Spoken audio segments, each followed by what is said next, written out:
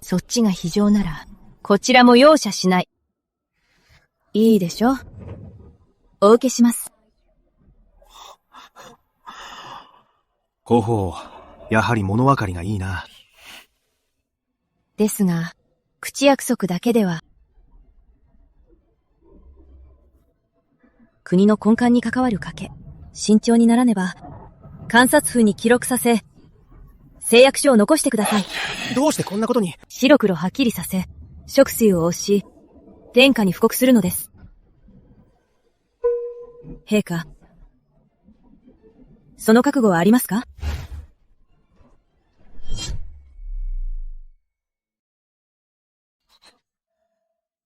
チェンは天使だ。この天下はすべて天のものだ。チェンに恐れることなどあるか？誰か、土と炭を持て。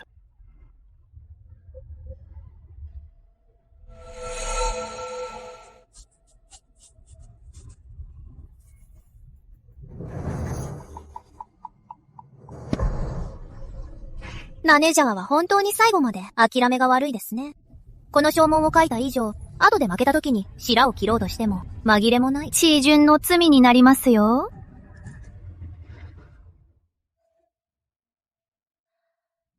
でもご安心を。田島屋が没落したら昔のよしみで。陛下にお願いしてあげます。田島大将の遺体だけは残すようにと。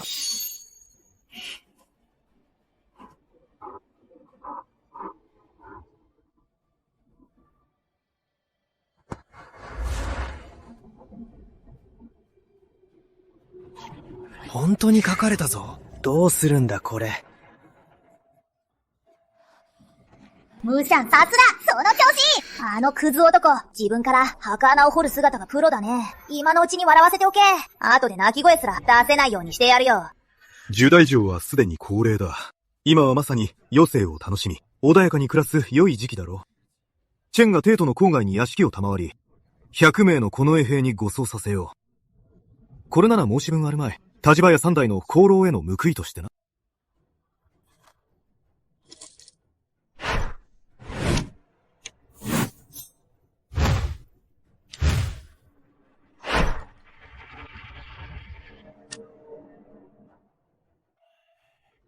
黒が次の一手でもう一つ石を置けば、白の負けは確実ですな。ほうほうよ。早く負けを認めよう。夫婦の情けに免じて。体面を保ってやろう。田島屋が惨めな負け方をしないようにな。師匠。ファンですよ。この一手、慎重にお願いしますね。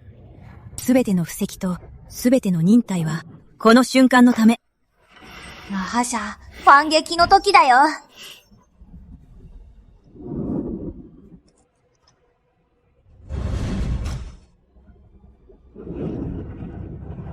早く負けを認めなさい。皇后様、なぜ長引かせるのですか？皆の笑い物になりますよ。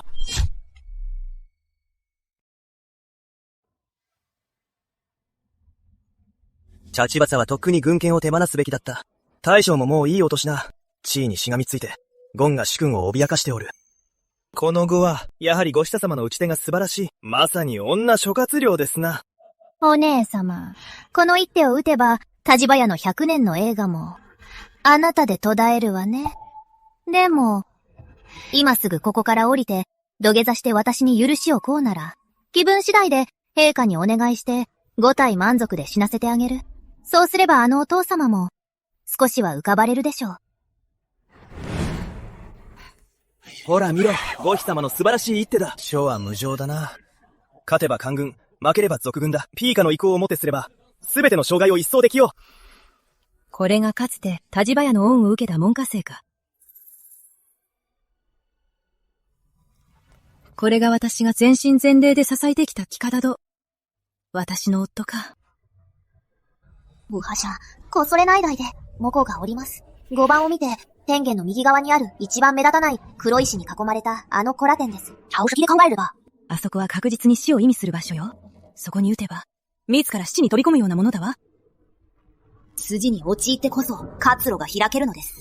あそここそが黒全体の唯一の死角なのです。その名も神の一手。この石を撃てば形勢は逆転します。ほうほう。ここに至っては、無駄な抵抗はやめるのだ。このままでは、そなたとタジバタヤがさらに惨めになるだけだ。ヒーシャ、結末はまだですよ。この勝負、勝つか負けるか、まだわかりませんわ。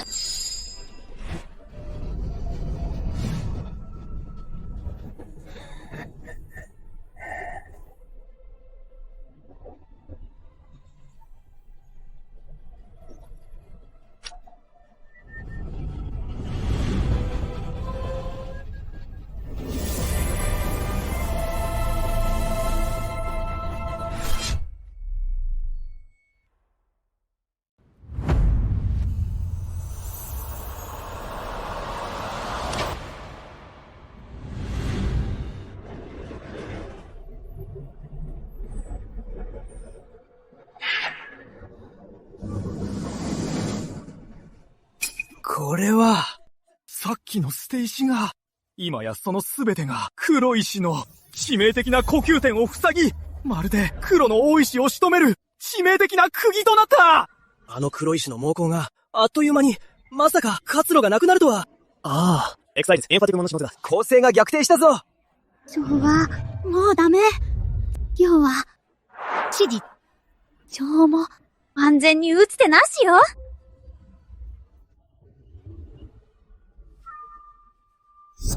逆転の靴だ。これが伝説の寄付にある逆転の靴。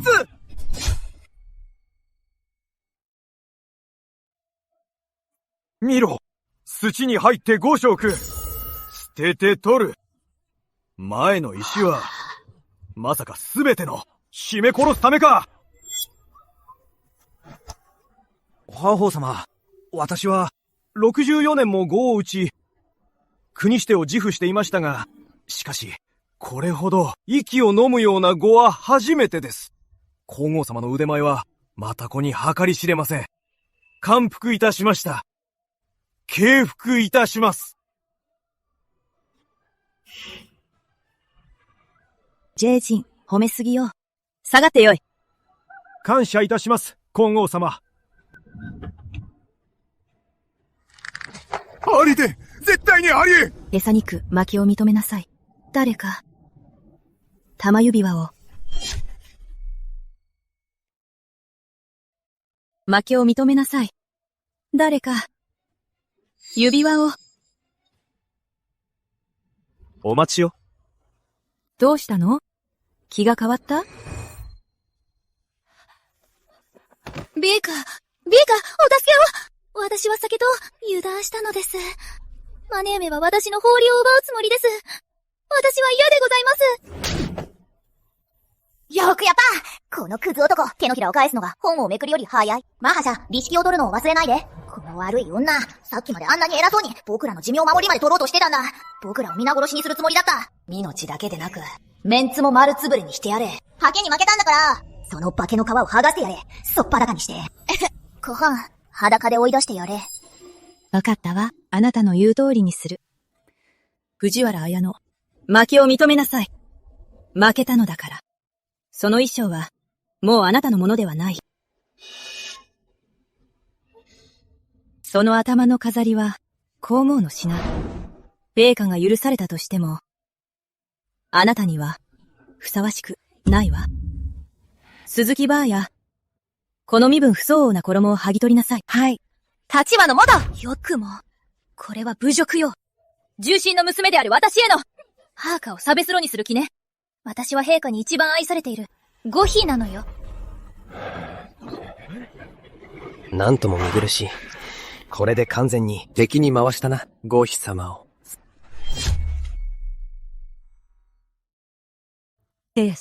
誰か。ビーカー！何かあよって！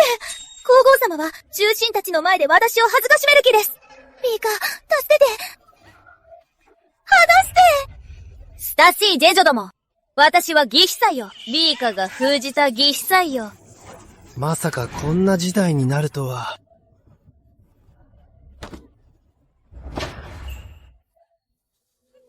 ビーシャ。から借りは返してもらいました。次は、もう一つの方をいただきます。待て！ジェンは天皇であるぞ！この九十釜指輪は、初代天皇の遺物、帝国の近衛軍を動かす唯一の重機。国の重機である、国の運命を遊び半分で決められようか。先ほども言ったではないか。それに今宵の宴は、上もて祭りの酒の席の余興、ただの楽しみである以上、先ほどの賭けも当然遊びであり、本気にするものではない。だから無効である。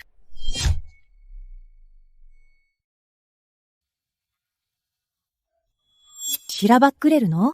みっともない。一国の君が、まさかこんな卑怯な真似をして地位を守るなんて？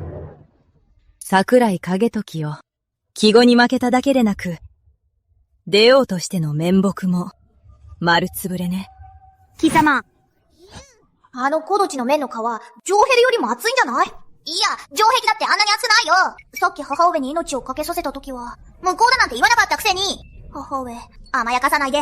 その証文を、奴の顔に叩きつけてやって、思い知らせてやるんだ。何が動かぬ証拠か、何がしっぺ返しかを。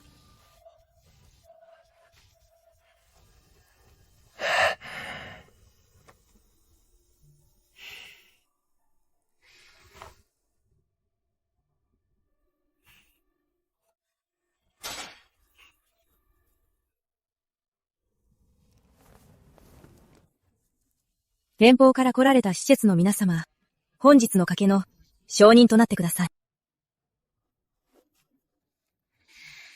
我が帝国は建国以来、信用を重んじてきました。一国の君主であれば、その言葉は法であり、約束は絶対です。絶対のはずです。この誓約書には、国の根本を示す伝国旨意が押されています。それなのに、陛下。あなたは今になって、ただの遊びだったと？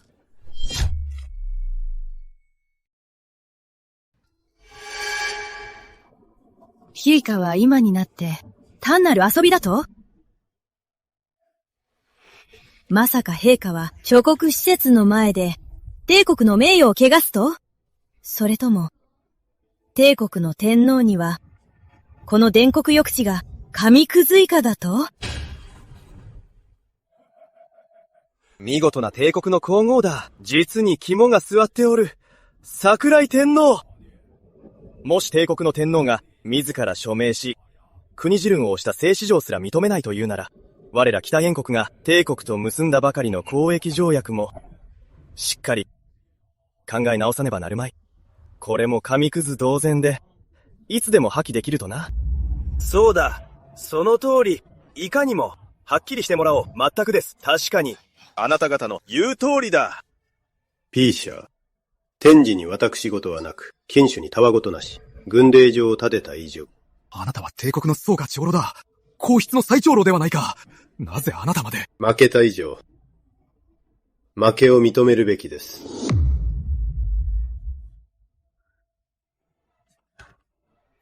陛下！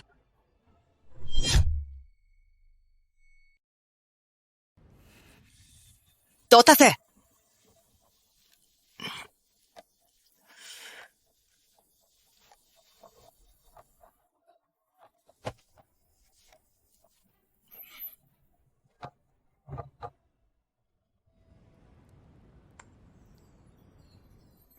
お見事！マフエ、さすが！いただき！このお宝があれば、近衛軍の2万の兵は僕たちのものだ！これで誰も祖父に手出しできないぞ！僕たち母子を陥れる奴なんていない！コンフィデントワントーな、陛下の鮮明なご判断。分けに負けたら、潔く認める。帝国の幸いでございます。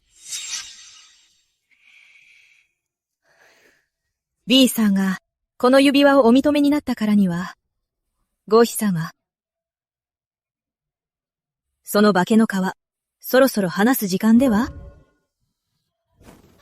B さん、お助けを！自我されたくありません！私も陛下のために、賭けをしたのです！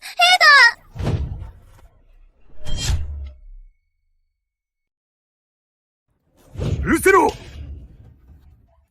ディアプール、ウージェントビカ。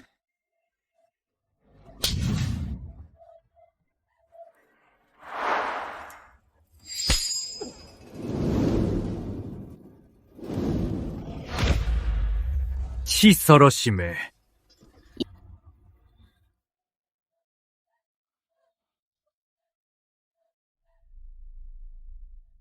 おっしゃったのに、一生愛してくださると。お前というグフが世を指して賭けをさせねば、世が負けるはずがなかろう。あの公家玉指輪を。捨てろ！しましい。誰か、この女をつまみ出せ！いいか、やめてください。教官伝へ送り返せ。世の許しなく、一生外へ出すな。フィアフル戦です。デスペレイト、エンファティック戦です。陛下。トレンブリング、陛下。これでは死んだも同然ではないか。一生幽閉されるのだろうな。ジュメチン。ユウは本当に知らなかったぞ。まさかお前の腕前がこれほどのものだったとは。この数年間、お前はユウの前で凡庸なふりをしていたな。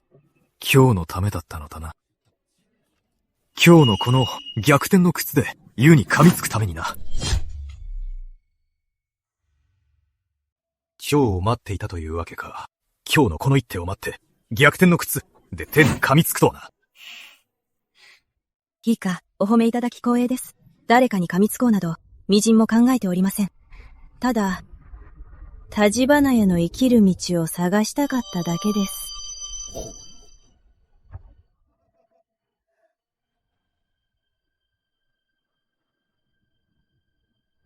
お前がずっと勝つとは信じぬぞ。さっきのはチェンの油断だ。あの愚女のせいで失敗したが。ほうほう。もう一曲やろうではないか。今度は小細工なしだ。かけるのは残りの半分の近衛軍、そして帝都防衛隊士。防衛隊の指揮員だと？あれは帝都の最後の防衛戦だぞ。どうだ？方法よ。お前が負けたら、立花屋300人の命、すべて打ち首だ。さらに腹の中にいる誰の種かもわからぬガキも、立花屋の道連れにしてやる。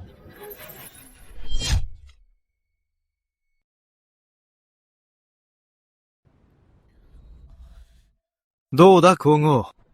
受けるか？狂気じゃない！ピーカはご乱心だ！湯の皇后よ。今絶望しておろう。さあ、待っておるぞ。身のつもりするのをな。卑弥呼だと。桜井景時、自分の血を分けた子に、そこまで残酷になれるとは。花宝、何を躊躇しておる？恐ろしいか？ダメよ。奴の罠にはまらないわ。メンツを取り戻すだけでなく、この機会を利用して立場屋を完全に排除する気だわ。この勝負は、もう単なる遊びじゃない。立場一族全体の命をかけた賭けよ。今、この絵軍の票譜はすでに手に入れた。冷静にならなきゃ。カモがネギを背負ってきた。母上、聞いてくださいよ。この小井戸のやつ、寝言を言ってやがる。転落ソフトに無理がご用意します。残りのこの絵軍と防衛隊をプレゼントしてくれる気ですよ。工事のやつ、本当に頑固だね。痛い目を見ても、絶対引き下がらないやつだ。母上、やっちゃいましょう。迷うことありません。すぐに受けちゃってください。彼がそんなに急いで天下を譲りたいなら、こっちは堂々とその背中を押してやろう。尾上軍を全部勝ち取るんだ。そうすればこの程度で祖父城に手を出す奴はいない。誰一人として僕たち母子に指一本触れさせない。私たちの命を分けにするなら、あなたの天下を道連れにするわ。陛下にそれほどの今日が終わりで、ご自身の皇太子や立花屋一族を餌になさるなら、私も、最後までお相手いたします。番の用意よ。B 社自ら撃たれるとは。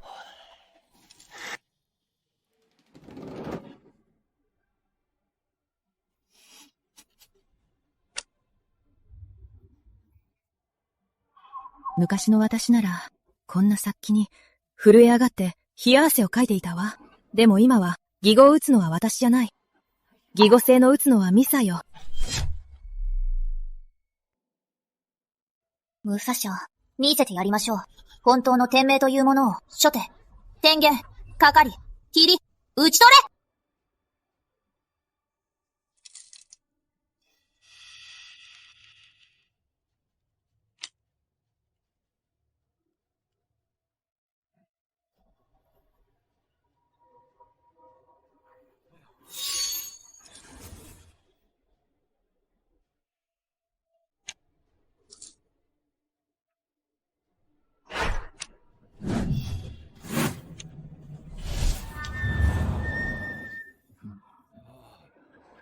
この勝負、読めんな。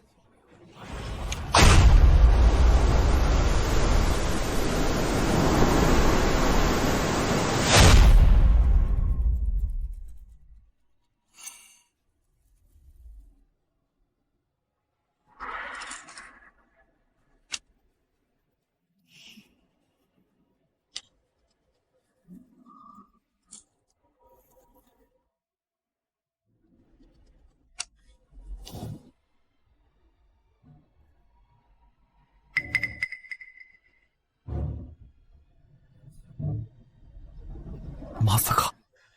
ありえない。田島美琴。お前がなぜこれほどの腕を。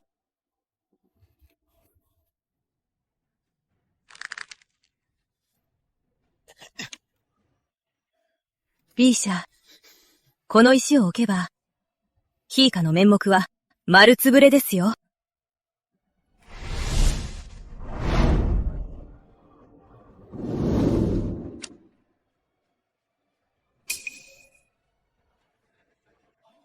エクサイテッド、エンファティックうちに明獣だ。ハッピーおまんしだ。 B か。また負けですね。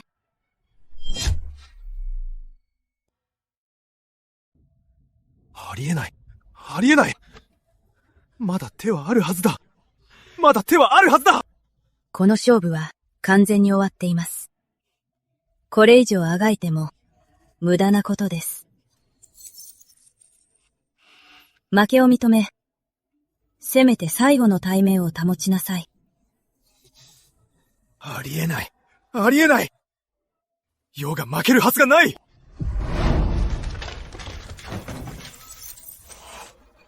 取り乱しておられる。どう収拾をつけるのか。10名チン。今の勝負は無効だ。もう一局だ。田島美希。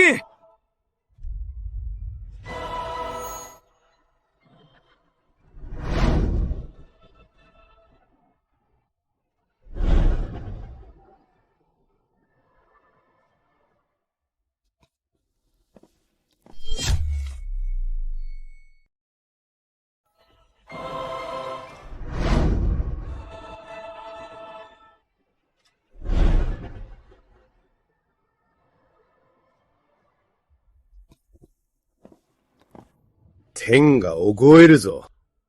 この帝国は本当に天が凍えるのだな。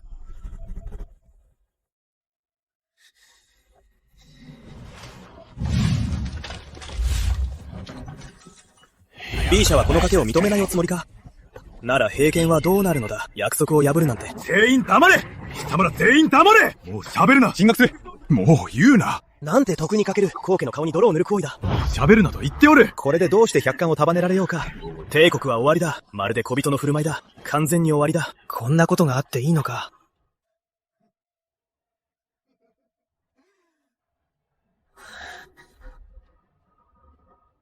終わりだ。すべて終わりだ。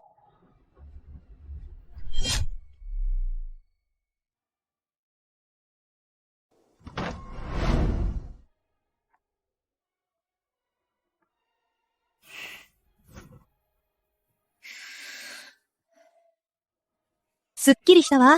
何年ぶりかしら。こんなに気分がいいのは。マーハシャ、スカッとしましたか？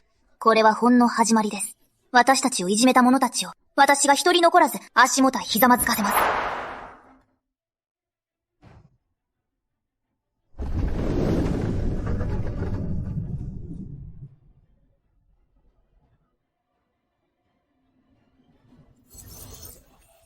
これは、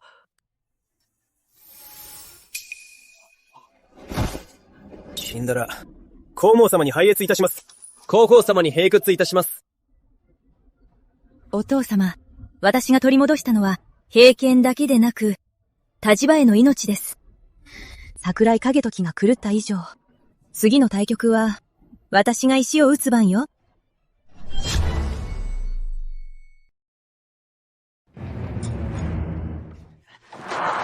毒不明、どいつもこいつも、立場尊め、ユウをコケに、最初から今日を狙っていたのだ。ユウの権力を奪い、ユウを殺す気だ。ゲスか、どうかお怒りを。私も、思いもしませんでした。お姉様があんなに本性を隠していたなんて。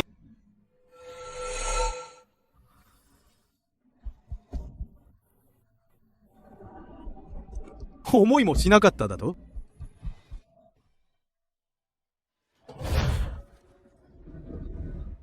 お前のような愚か者が世をそさなければ、お前があの寿命守りをかけるなどと。世は、2万の精鋭の防衛隊資金を失わず、さらに、すべての重臣たちの前で顔を潰されずに済んだのだ。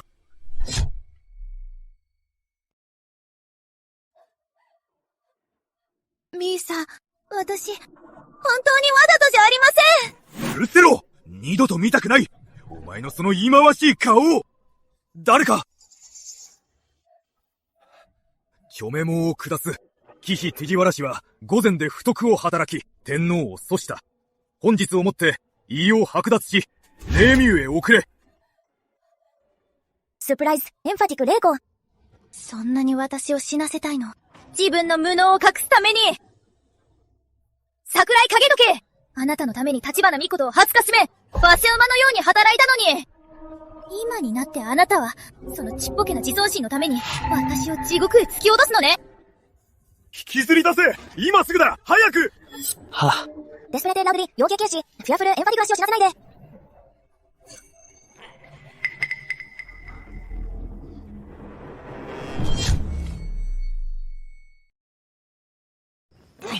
離して！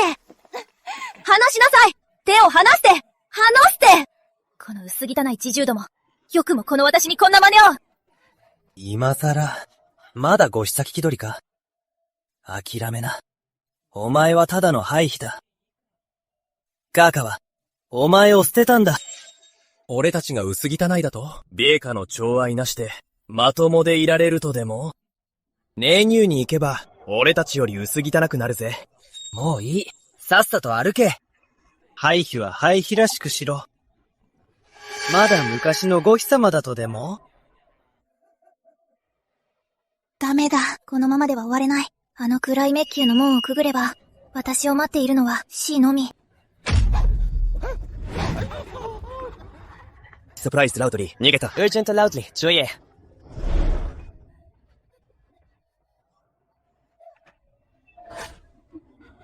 太后様！私をお救いください！帝国の国土をお救いください！皇太后様！帝国をお救いください！皇太后様！どこの教女ですか？ジネー殿の門前で泣きわめくとは。なんと藤原ご久様ではありませんか。皇太后様、早く連れて行って。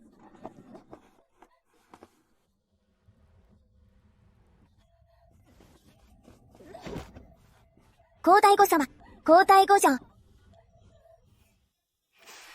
藤原よ。こんな夜更けに。そのような姿でネミアに押し入るとは何事じゃ。天皇は御書院におるのでは？皇太后様、ビーガは狂いました。残然に正気を失っております。今夜の宴が終われば、田地代を許すつもりはありません。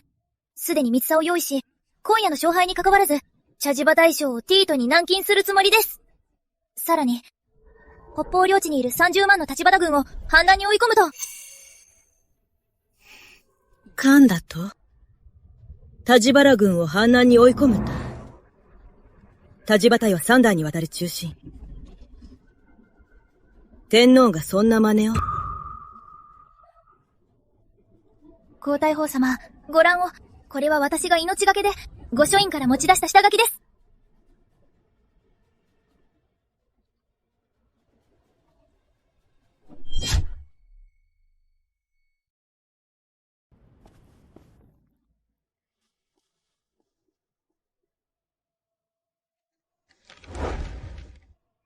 ヒーサは王権を奪うだけでなく、このような命令も、立花一族を皆殺しにしろと。皇后様のお腹の皇太子も、一緒に殺すと。なんですって？ヒーカは、立花ジャインジだから、生かしてはおけないと。千々が背けば、故郷の騎兵が攻め込み、帝国の300年の基盤が、崩れ去ってしまう。桜井景時という狂人の手でな。無意を伝えよ。呼べ。通過長老。勝親王。中友公。ディートにいる宗室の王は、一人残らず、今すぐ参内させよ。皇太后様、こんな夜更けに、ビーカのお耳に入れば。お耳にだと？私は、わざと知らせるのだ。あやつが、あんな非道な密書を書いた以上、今日のことは覚悟の上だろう。行け！無魔を伝えよ。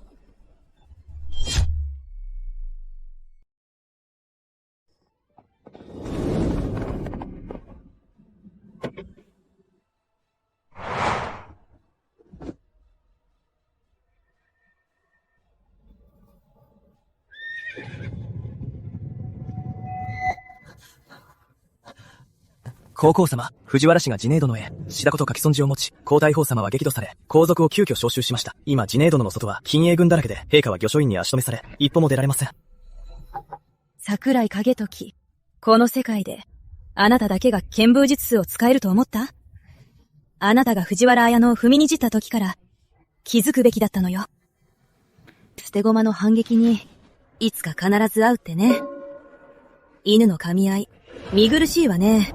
本当に見応えのある芝居だわ。もはじゃ、ぐっすり眠れたよ。外はこんなに騒がしいんだね。藤原綾乃のアシスト、なかなかやるね。あの悪女もわかってるんだ。ネーミアじゃ生きていけないって。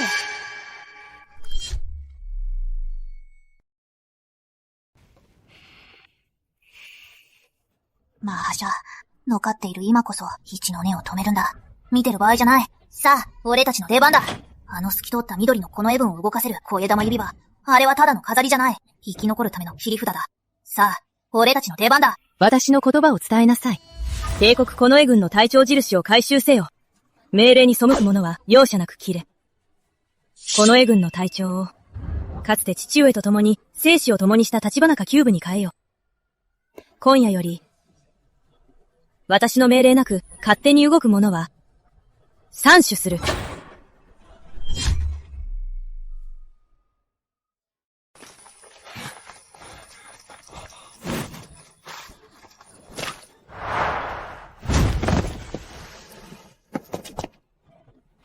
マハシャのこの兵の采配、祖父の面影がありますね。これで完璧だ！今やこの北条は巨大な檻、完全に袋のネズミだ！そしてあの老獅子はまだ自分がそうだと気づいていない。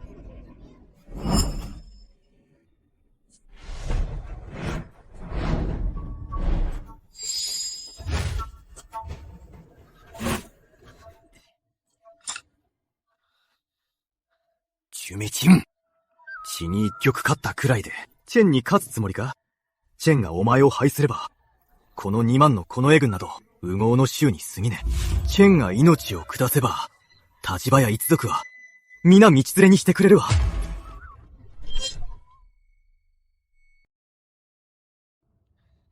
松本紀之、直ちに六部に生死を伝えよ。天下に布告せよ。総本敵地。輸送本敵地。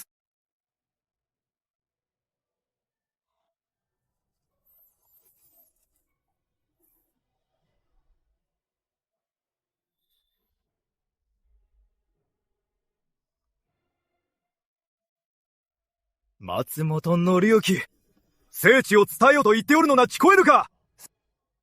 B 社、老いぼれの足はもう、動かぬのです。それに、この生死は、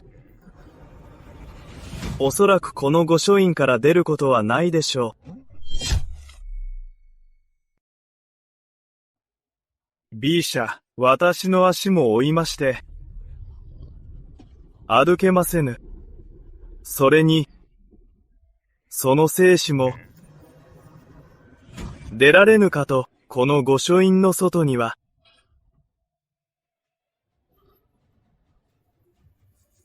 無礼女、この宦官め。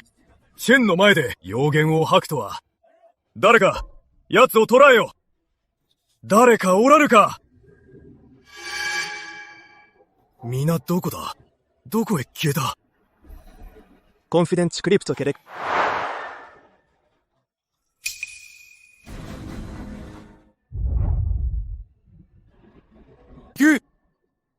野球球。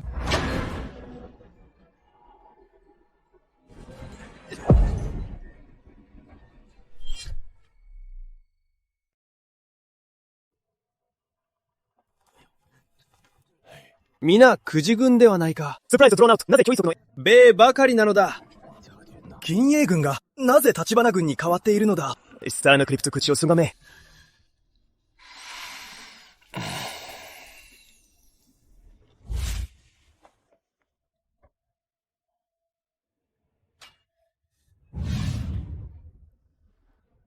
松本鳥之は？奴らはどこへ失せた？広報様のお出ましだ。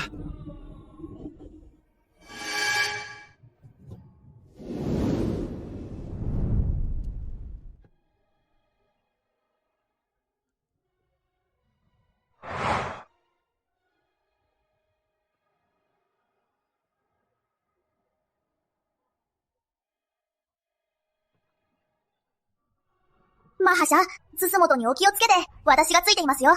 この風緑たちを見てください。昨夜は笑い物にしていたのに、今は首をすくめて、うずらよりも臆病ですね。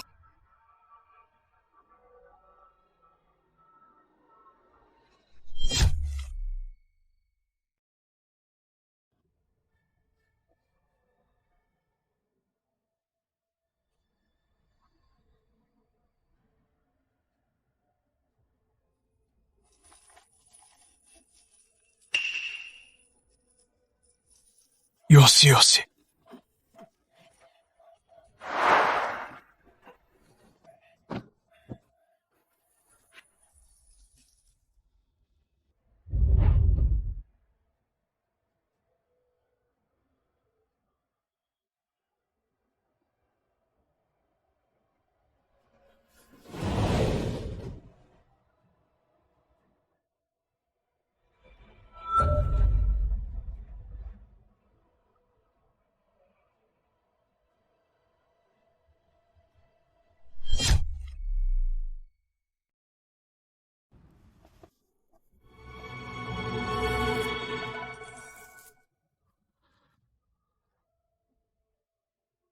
弓賃。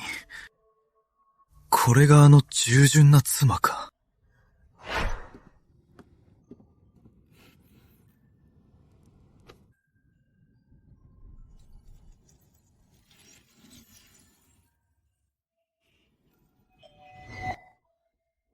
いや！田島美琴。何のつもりだ？兵を率いて金ジャン殿に入り、勝手に席を設け、ムーファンのつもりか？スター、クリプト読め。B 社は即位されて5年、献身を信じ、忠心を害し、ご自身の私欲のため、敵国の北残国と通じ、田島大将を陥れ、藩をせごうと企み、我が帝国の根幹を揺るがしました。これが、第一の罪でございます。B 社はあろうことか諸国施設の面前で、上本再演の席において、国家の社稷と皇太子の命を賭けにし、王権を遊びとみなした。一体、礎石の基盤を何と心得る。そして、米国の民をどうお考えか。よくいた！もっと大きな声で、あの刑女に聞かせてやれ！自分がいかに礎石の顔に泥を塗ったかをな！見ろよあの顔色！まるでさっきの筋の墨汁みたいに真っ黒だ！スカッとするで！セリウス、ベキャ。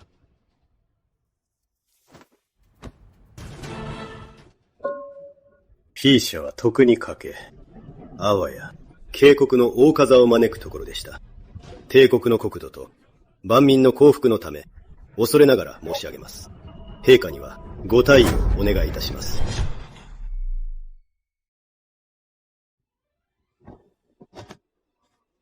スタン、エンファティック、ピカご対位を。聞いて、見事に揃った声だ。さっきの宮廷音楽よりいいわ、刑事。皆に裏切られた気分は、どう？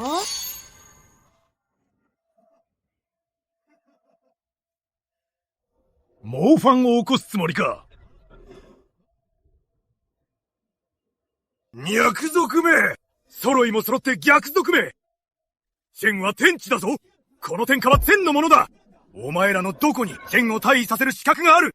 誰かおらぬか？この逆賊ども、天に歯向かう逆賊どもを皆殺しにしろ！尾上軍はどうした？尾上軍はどうした？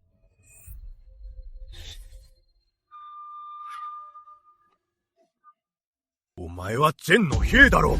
長く養ってやったのに、早く動かんか！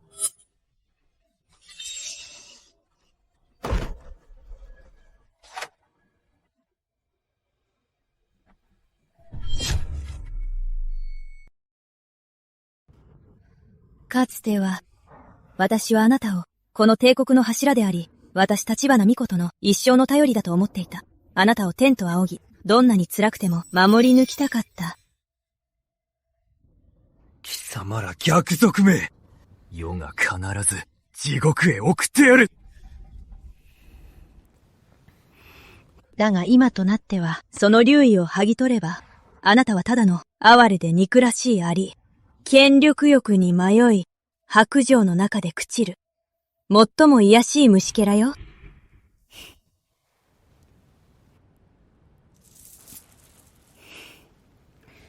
これと行商軽視。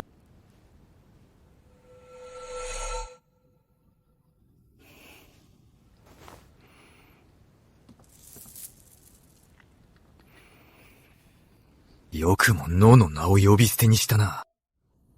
ここ何年も誰も脳をそう呼んではいない。お前。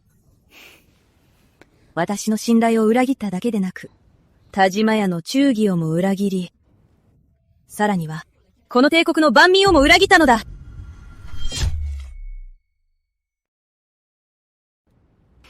火事若のため、あなたのような愚かな者に二度と陥れられないように、そして私のお腹の危うく逆賊と呼ばれそうになった子が無事に生まれるように、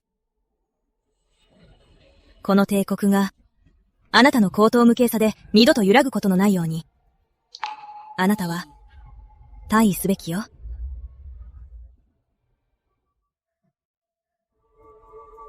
もはしゃの言う通りだ。刑事、あんたの知能と器じゃ、名義湯に戻って藤原綾乃とでも碁を打ってな。あそこは静かだぞ。これからの天下は僕が代わりに見守ってやる。あんたより確実にうまくやるさ。湯の負けだ。湯が負けるとは、女ごときに。私に負けたのではなく、あなたが負けたのは、己の傲慢さと、その冷酷さに負けたのよ。陛下をお連れして。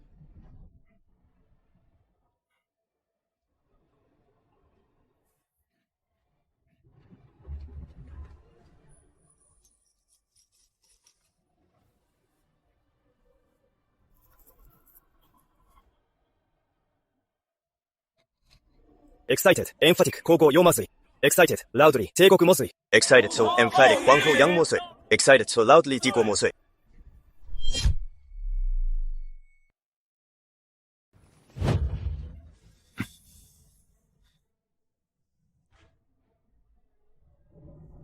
桜井天皇は、病に伏せり、政務を取れず、本日をもって、安の慈悲により、退位を認め、庶民へと降格し、生涯冷空に幽閉する、死なぬ限り、出ることは許さぬ。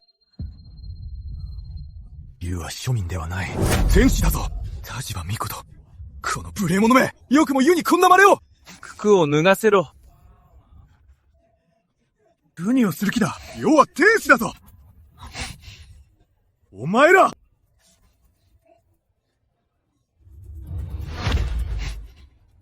行くぞ。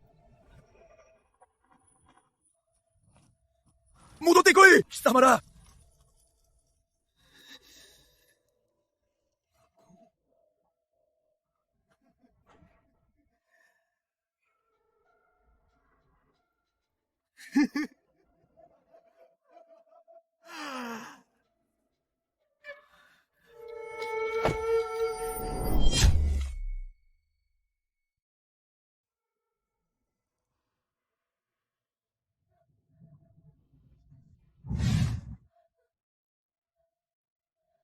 サーカスティック、クリプト、ナディオ、ハヨー、コールドやエンファティック、老眼使用。皇太后様のお情けで、密告の功績を認められ、知罪は免れたわ。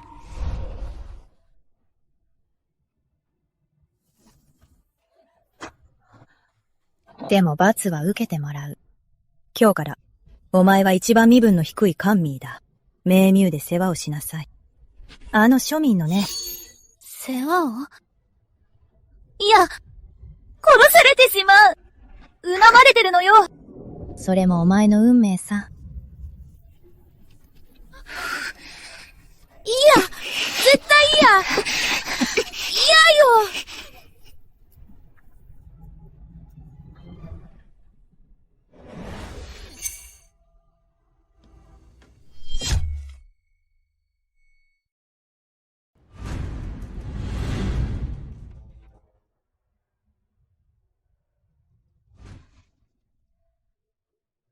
王后様、藤原綾乃はすでに霊空へ送られました。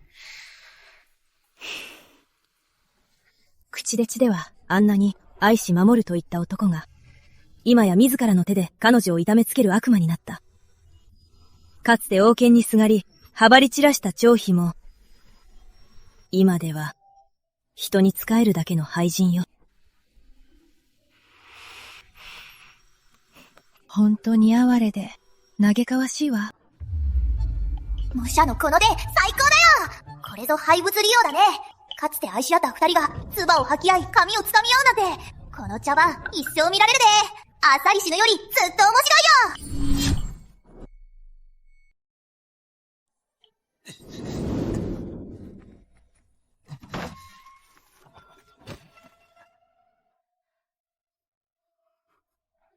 よ。お前のせいだ。この毒不明。お前がチェンを落とし売れたんだ。締め殺してやる。無能な狂人め。よく皇帝を名乗れたわね。廃位されて当然よ。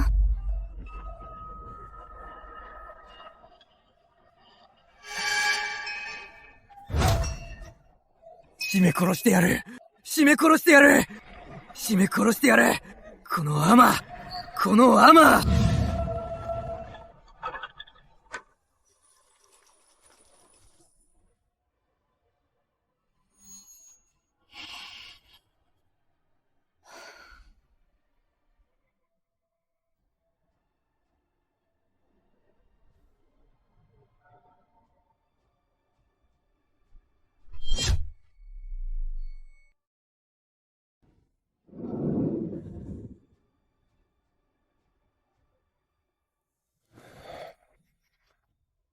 皇后様、古くから皇宮は政治に不干渉。米花はすでに廃位されました。しかし朝廷の大権は重筆が代行すべきです。皇后様が近衛軍を掌握し、田地端正を帝都に呼ぶのは、祖法に反しますぞ。天下の臣民を、失望させますぞ。双方だと？黒田大人、藤原家が権力を独占し、管理の選抜に干渉したときは、なぜ双方を語らなかった？藤原菊咲は、ガー家のご寵愛ゆえのこと。ましてや藤原家も、朝廷の安定のためです。皇后様が本日、兵符をお渡しにならないなら、我々は頭を打ちつけ、この道頓で死を選びます。あらあら、マハウェイ。あの黒田のじいさんを見て、本物みたいに演じてるよ。袖の中には昨晩、藤原家の中心からもらったばかりの万両の銀票が隠されてるのに、母上。黒田元則の書斎の左側、3番目の飾り棚の後ろに、緩んだ青レンガがあって、その中には藤原綾乃の長年百貫に賄賂を送った帳簿の原本が隠されてるよ。ナザリにぶつかりたいと？ならば叶えてやろう。誰か、田島大人に道を開けよ。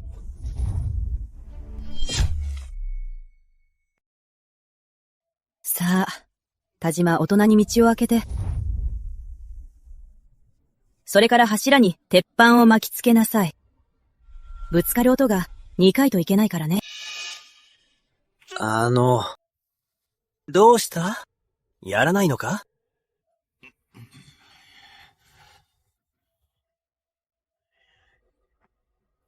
黒田少々、そなたの書院に、名高き書画が増えたそうね。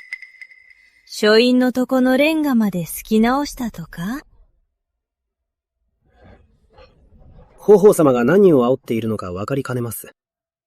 かからないというの？ならば私が思い出させてあげよう。飾り棚の後ろ、左から3番目の、緩んだ青レンガの下に。黒田ドトナ、しっかりと隠せているかしら。どうしてそれを？スタン勤労隊長。は！一隊を派遣し、黒田邸書院へ向かい、青レンガの裏にあるすべてのものを、そのままここへ持ってきなさい。邪魔立てする者がいれば、切り捨てなさい。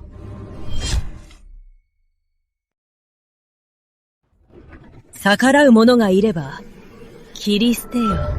存じいたしました。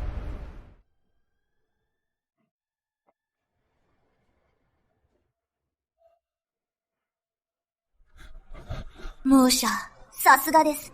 ヘベの急所を作ってやつですね。黒田元則の古ごとねめ。あの帳簿を利用して同僚を脅す気だったのに、完全に自分の命取りになりましたね。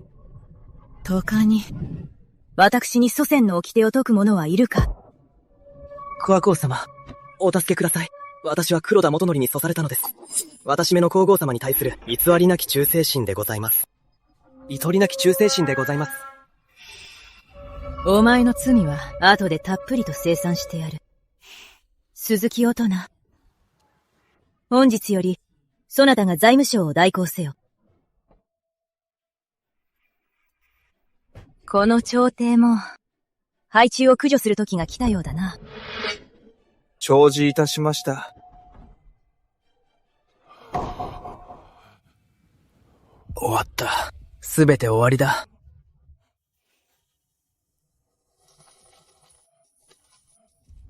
皇后様、お助けを！皇后様、万歳！どうかお助けを！勇者、幼者、和風毛がすべてを片付けてあげる。汚れのない帝国であなたを産んであげるわ。もちろんです。真冬。次は霊部次郎、田島なるです。裏庭の井戸に賄賂が沈んでますよ。この調子で行きましょう。蝶の浅木。他に意義のあるものは？皇后様、ご明察です。異議はございません。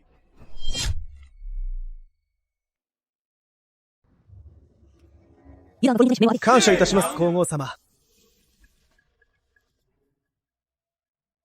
皇后様、黒田の横領は証拠確実、死に値します。私も奴に騙され、危うく無礼を働くところでした。朝廷が落ち着いた今、竜の秩序を宿す皇后様は、どうかお体を大切に。私が霊部を率いて、祈福祭を執り行い、古民の心を鎮めましょう。ムハシャ、この影時を見てください。笑顔の裏に隠しているのは人殺しの牙ですよ。祈福祭だなんて、祭典の場を利用して僕たち親子を始末する気ですよ。どういうこと？この田島なるはただのひ弱な書生じゃありません。藤原家が秘密裏に育てた15年目の獅子の教官です。暗号名はワーラッコ。彼の指の関節を見てください。分厚いタコがあるでしょ？あれは長年暗記の指紋釘を修練して残った痕跡です。その左側の広い袖口には猛毒が塗られた仕掛け風呂が隠されています。彼が手を挙げてお辞儀をするとき、指先を引けば、母上、今すぐ危険になりますよ。皇后様、私は皇后様に忠誠を誓っております。近藤隊長、この弱足を捕らえよ。はっ。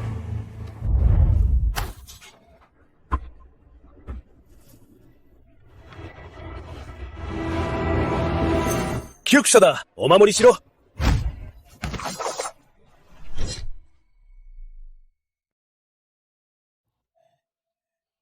縮まこと。この妖婦め！藤原家には恩がある。今日お前を殺せなくても、いつの日か、藤原家キューブが、必ずお前を、八つ裂きにしてやる！藤原家キューブか。藤原綾乃は今、ネーミウで死を待つ身よ。獅子の将として、実に忠誠心に溢れているわ。近藤隊長。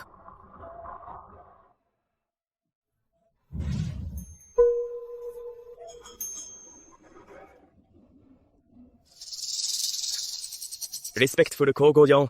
大臣の皆様、これがあなた方の言う粗相の掟であり、名声だと？いつでも私の命を奪える暗殺者を阻うおつもり？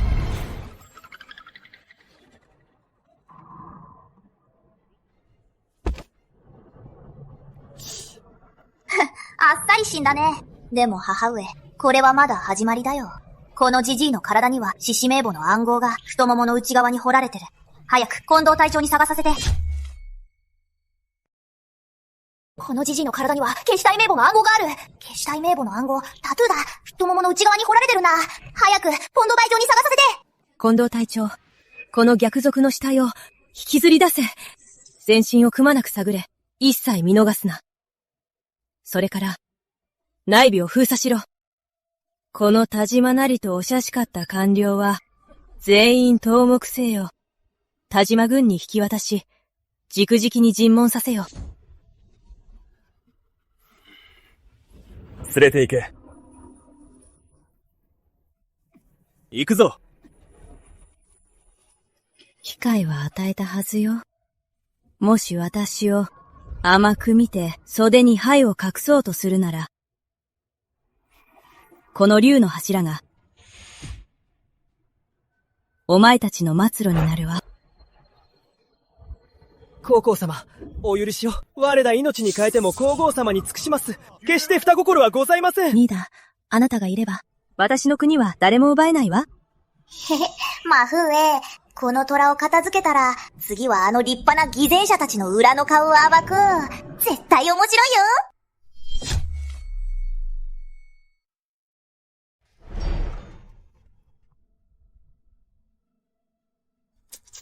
もしゃ、左から3番目を見て、ブラ坂の衣の西園寺門勢だよ。あのいかにも正義感ぶった顔。口では礼儀を解きながら、裏でやってることは人でなしの悪行なんだから。西園寺大人。確か、そなたは昨年、連盟で上奏し、民間での妻を捨て再婚する風習を痛烈に批判し、帝国の道義に反すると言ったわね。そう、世称？皇后様、春では監察府の職にあり、恩のいただく身ゆえ、万民の模範となり、世の風紀を正すべきと。ですから、本妻を捨てる輩は、厳罰に処すべきです。模範だと？マヘウェ、この西園寺文政には、故郷に10年苦楽を共にした本妻がいるんだ。藤原家に取り入るため、上京前に妻を騙し、自分が死んだと偽って結婚歴を隠して、藤原綾乃の当園の自前をめとった。その本妻が上京して彼を訪ねてきたら、毒を飲ませて口を聞けなくし、最下層の女郎屋に売ったんだ。西園寺大人、さすがは模範ね。誰か、D と郊外の空奮通りへ行き、口の聞けない女を連れてきて、それから西園寺大人の書院へ行き、掛け軸に隠してある昔の結婚証明書を取ってきて。皇后様、お助けを。罪は罪を認めます。お命だけは。西園寺ムンチェ、本妻を捨てて再婚し、人でなしの悪行を働いた、官職を剥奪し、打ち首にせよ。皇后様、お助けを。皇后様、どうかお助けを。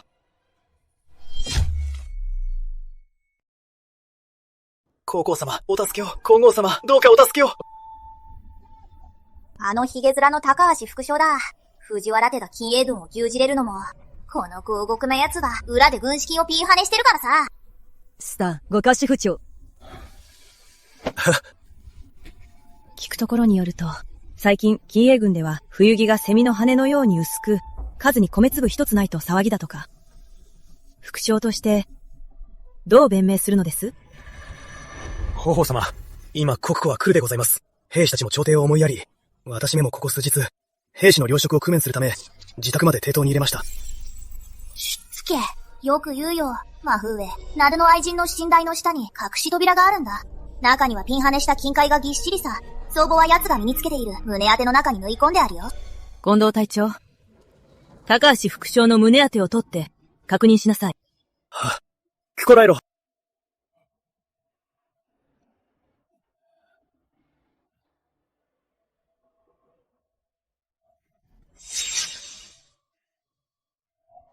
レスペクトフル高校様。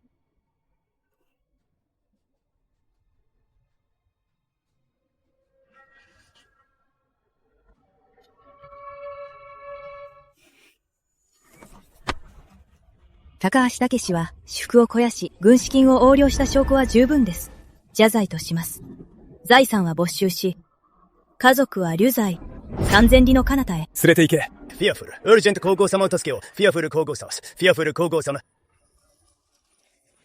皇后様のご意向、見事なご明察です。私、鈴木の九前は、命に変えて皇后様に、皇太子殿下に忠誠を誓います。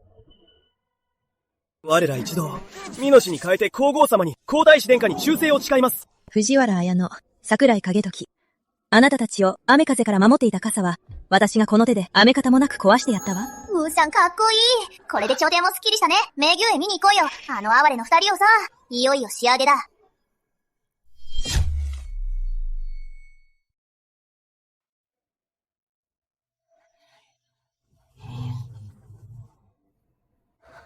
Nervous, 岳飞扬。天道主走始終、私を助けて。ああ、義貴様、何をなさるのですか？いけません、いけません。早くお立ちください。矢野口侍従。昔あなたは藤原家の恩を受けたはず。この玉の飾りは、郊外との連絡の印よ。これを持って、この千葉木と一緒に、春部門の外の突起役府へ行って、そこの天守に渡して。これは、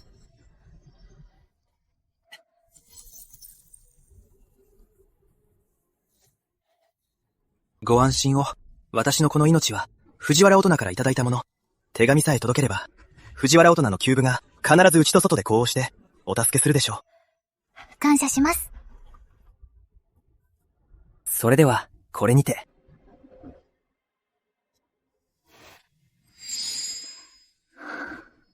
茶事は元。七子の消し体が程度に入りさえすれば、八つ立ちにしてやる。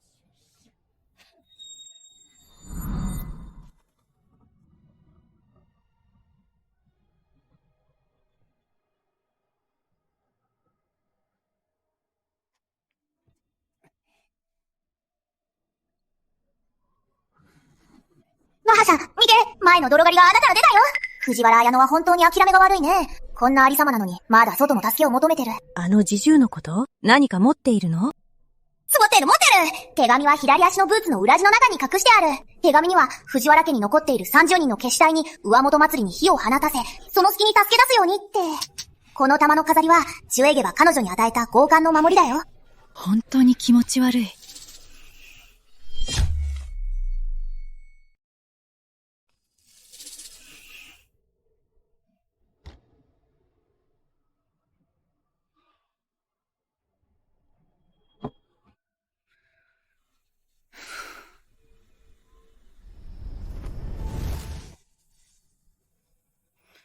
近藤隊長、あの侍従は急ぎすぎです。何か大事なものを落としたかもしれません。探してあげなさい。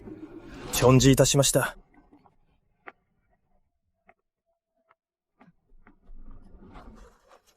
止まれ！こらえろ！近藤隊長、何をするんですか？近藤隊長、何を？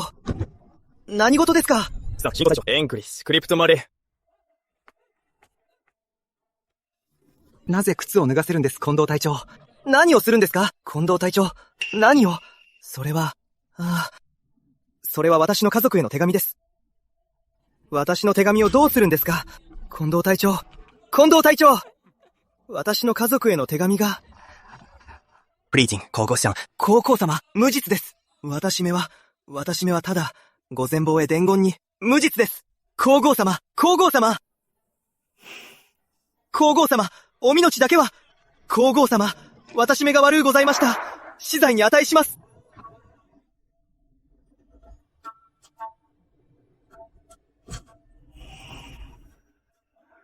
皇后様お助けを、皇后様お命だけは。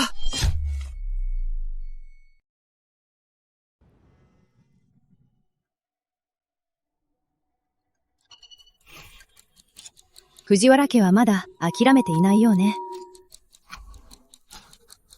どうやら、まだ殺し足りないようね。マージャ、この血文字にある30人の獅子は、実は宮中の選択局と隊員に隠れてるんだ。トンモクは山本アコリで、奴らの体には皆赤黒い鷹の頭の入れすぎがあるよ。近藤隊長、すぐに兵を出して、選択局と隊員を封鎖しなさい。赤の他者の入れ図があるものは、官職の上下に関わらず、すべてその場で処刑しなさい。は、直ちに行ってまいります。それと、寧宮にいる藤原氏と、あの庶民は暇すぎるようね。炭の供給を止め、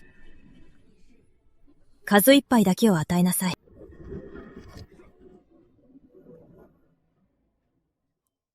ムシャン、さすがです。何日か植えさせれば、企む気力も残らないね。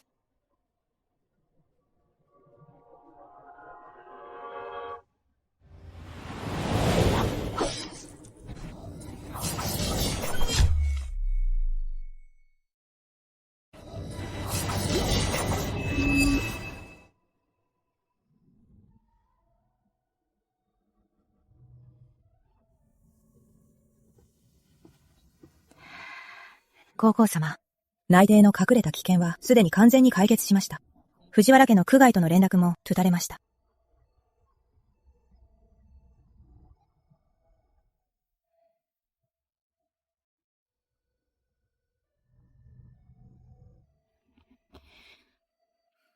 これが最後です。入社。三重中は綺麗になりました。あなたもゆっくり休めますよ。マハジャン、お疲れ様でした。私が生まれたら、必ずこの国を鉄壁のように守り抜きます。もう誰も母上を傷つけさせません。あなたさえいれば、私は、何も恐れません。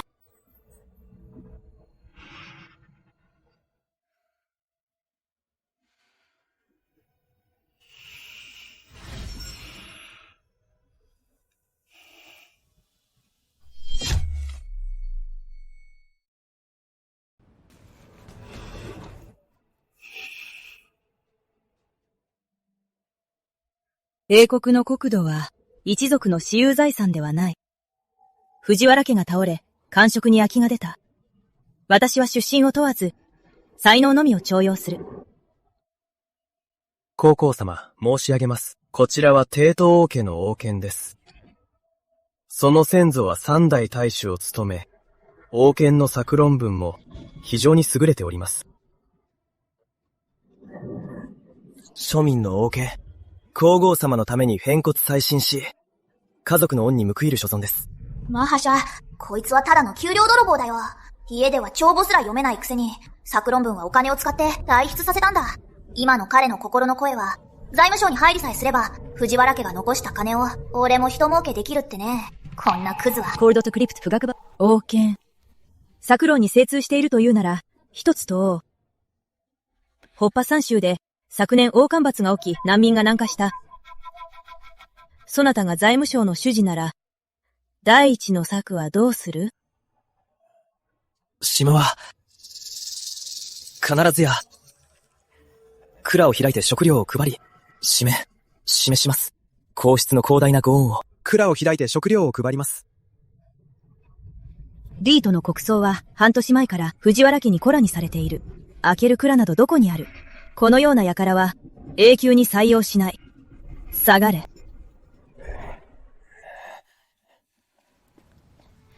事です。真冬、右後ろの青い服の男を見て。彼は森本羽鳥。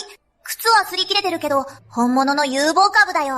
サリボト派、貧しい家の出身で、3年前賄賂を拒んだせいで、藤原家に順位を奪われたんだ。治水に精通しているだけでなく、作問の中で、労役で民を救う明暗を書いた。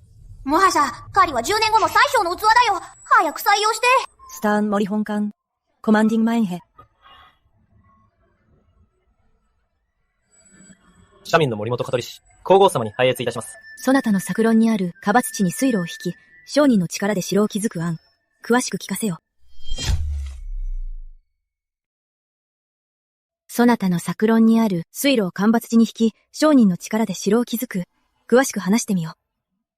水路を干ばつ時に引くとは、水路の水を民地の田畑の灌漑に引き入れ、朽地の草木をより豊かに茂らせることです。商人を城に引くとは、商人の財を引き込み、城をより強固にすることです。確かに理にかなっている。もっともだ。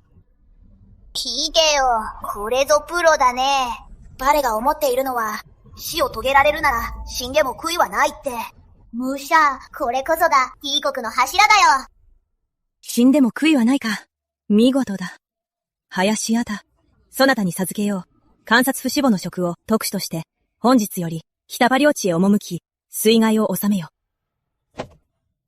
皇后様のご恩に感謝いたします。必ずやご期待に応えます。次の方。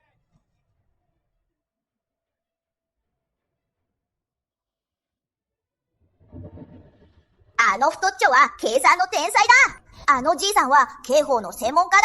母上、今回の採用試験は大勝利だね。今日仕官した者たちは、皆、この帝国の腕である。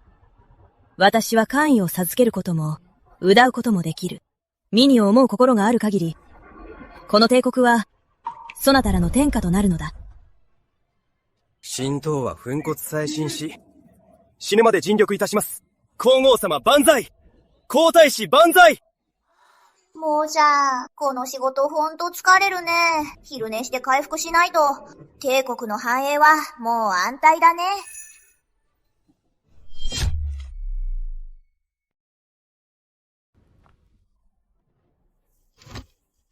ご報告いたします。皇后様、藤原家の残党は、すべて処刑しました。D との防衛と、近衛軍の交代も完了しております。現在、皇城の内外は、すべて皇后様の指揮下にあります。近藤隊長、ご苦労様。私の命令を伝えなさい。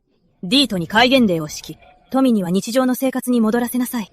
まだ様子見をしている者たちには、私のこのくじ玉指輪が、まだ血を欲していると伝えなさい。はっ。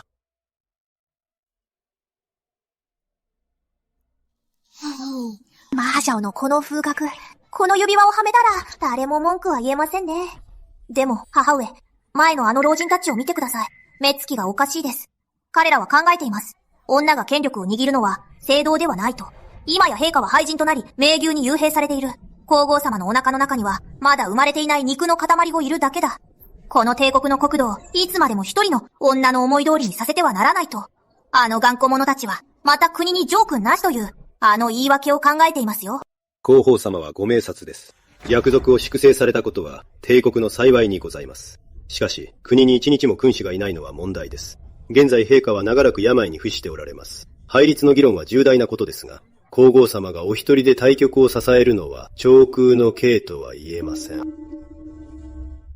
皇后様、D 国の祖君では、国に長君なきは、社稷の危機と。お腹の皇太子様は尊いお方ですが、成人されるには程遠く、私どもはただ一重に、T 国の安泰を願ってのこと、どうかご再考を。ではそなたらの言い分は、今すぐ私に差し出せと、このくじ玉指輪を。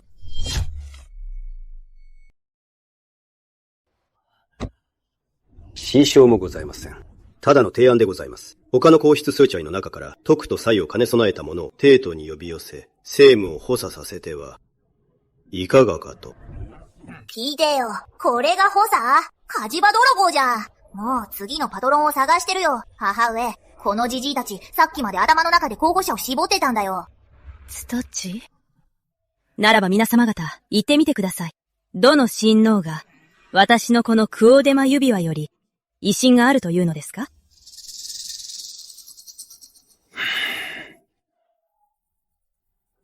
漢王、桜井義信です。彼は遠く風地におりますが、自内の誉れ高く、玉のように温和な方です。もしかして、thoughtful官房技師失神、thoughtful ジュロナウツ官房漁業技師。あのヤワ男みたいに見えて、実は腹の中が真っ黒なやつ。母上、こいつはただものじゃないよ。風地で3000人の食客を養ってて、みんな勇猛を企てる達人ばかり。このじじいたちはすっかり騙される。疲れたわ。下がれ。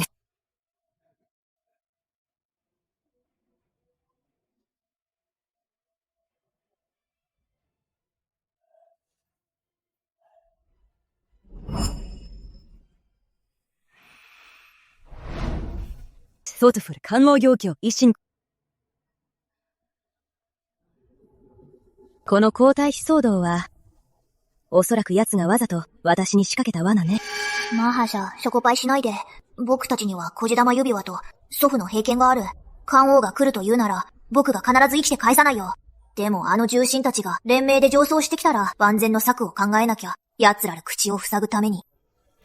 私を退位させたいなら、見せてもらおう。奴にそれほどの牙があるか、すべてを飲み込めるのかを、この帝国の国土を。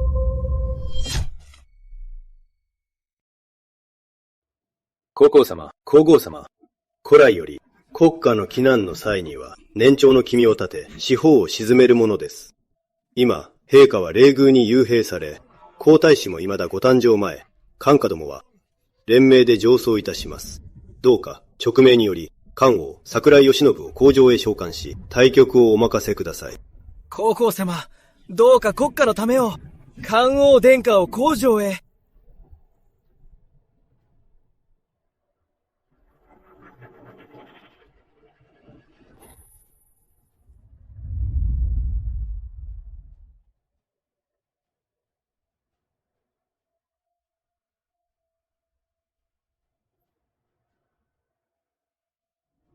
春夏桜井義信、皇后様にお目にかかります。マハシャ、見て。この白い着物の下にはね、隠されているのは、スモより黒い心だよ。こう考えてるんだ、立花美琴って女。案外いい女だな。俺が即位したら、あのガキと一緒に始末してやる。この国は、俺のものになるってね。漢王、桜井義信。私の記憶では、勅命がない限り、漢王は、勝手に領地を離れ、帝都に入れないはず。漢王がここにいること、私は少し驚きましたわ。皇后様、お許しください。シュネは領地にいながら、ディートの動乱を聞き、地位職を忘れるほどでした。決して王権を狙っているわけではありません。ただ母上と、皇后様お一人で、対局を担うのは負担が大きすぎると案じたのです。国が安泰であるならば、シュネは皇后様の一兵卒となる所存です。皇后様、漢王殿下は人事の誉れ高きお方。今朝廷は主が不在。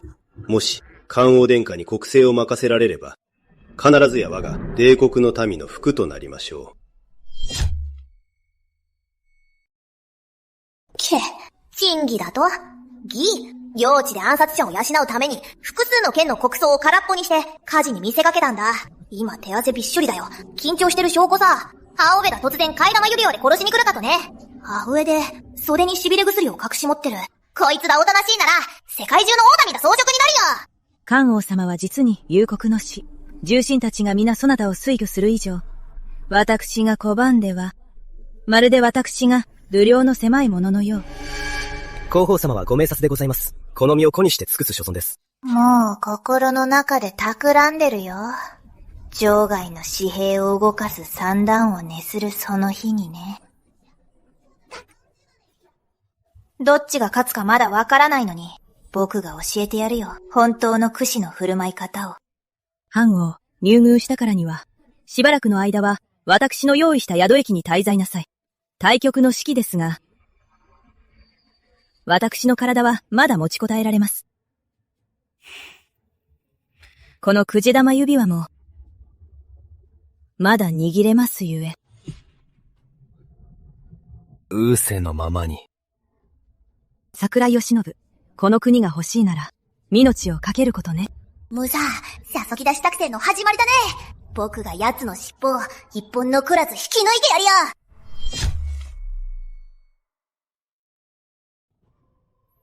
皆様、この魚種玉座を狙っているわけではなく、ただ、国は一日も君主を欠いてはならんのです。今皇后様は身重であらせられ、皇宮でご静養されるべきお体。私としては、誠に心苦しいのです。藩王がそこまで国と民を思うとは、誠に感動的ですこと。ですが、桜井殿、そう急いで変わろうとするのは、私の背後にいる30万の立花か騎兵が、柿田も握れぬとお思いで。広報様、誤解でございます。決してそのような意図は。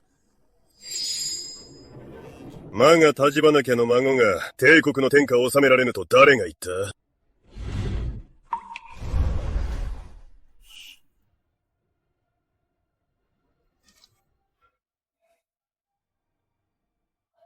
スプライズ、大商店、クエスチョニングトン、フィボレーチで連病を。北方の風が強くとも、ディートの影風にはかなわ。首が冷えて痛むわ。わしが戻らねば、忘れる者がおるかと思ってな。我が帝国の行為には、諸々の別があり、尊卑の序があることをな。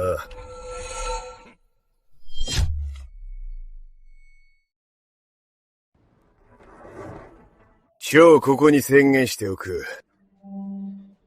皇后様が身ごもられたのは、帝国の正当な後継者だ。わしは、身のちある限り、この国を桜井家だけのものとする。そして、田島ニコトの子でなければならん。それ以外の者が、火事場泥棒をなくなむなら。まず当該、我が立花軍30万の野馬が、許すかどうかを。わあ、祖父、かっこよすぎ！母上、あの漢王を見てよ。顔がうちの旧出玉指輪と同じ色になってる。しかも今、殺意を抱いて袖の中の毒針を探ってたよ。シチューの申す通りです。漢王。まだ何か、重臣たちに申し開きはあるか？小柴大将がそこまで申されるなら、私に異論などございません。先ほどの言葉も、国家を思ってのことでございます。あはじゃ、信じないで。これは時間稼ぎだよ。もう企んでる。上本祭りでどうやって祖父を罠にかけるか。工事のやつ、僕がいる限り、一生座れないよ。あの玉座にはね。立場下を狙い、我が子を狙うとは、桜井義信。お前の指揮は、私が決めてやる。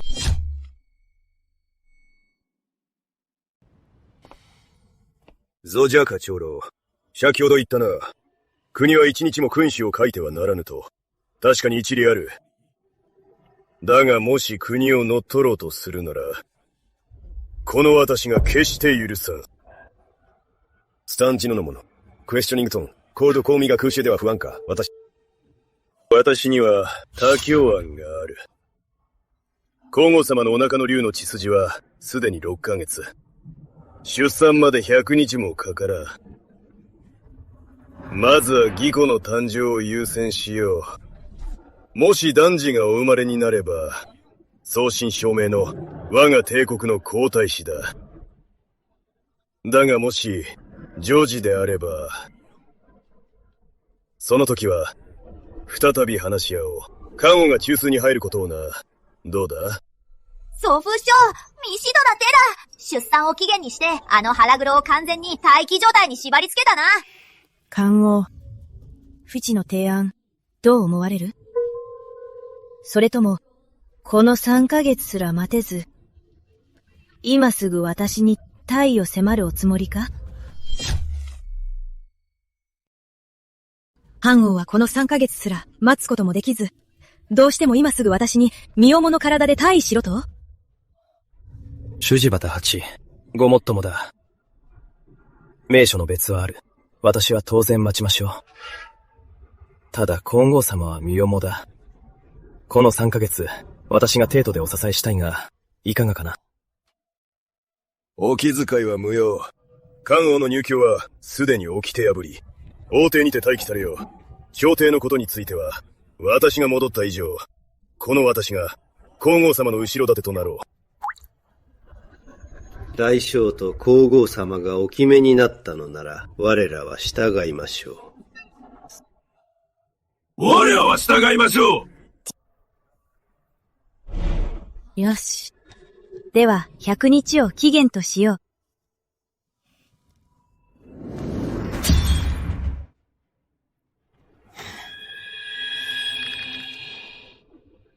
中事場ザメ。中事場巫女と。この帝都が本当に思い通りになるとでも。伝令だ。朝廷内で巫女に粛清されたものを集めろ。3ヶ月など待てぬ。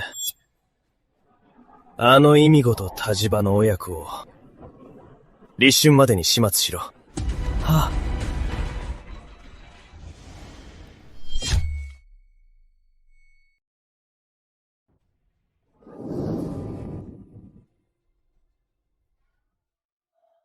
関王様、田島命という毒婦のせいで、我が家は破滅しました。今や朝廷は、奴が重用する画戦のものばかり。檀家のご命令さえあれば、私が集めた104名の旧臣や家臣で、必ず帝都を覆してみせます。100日なんて、待っていられぬ。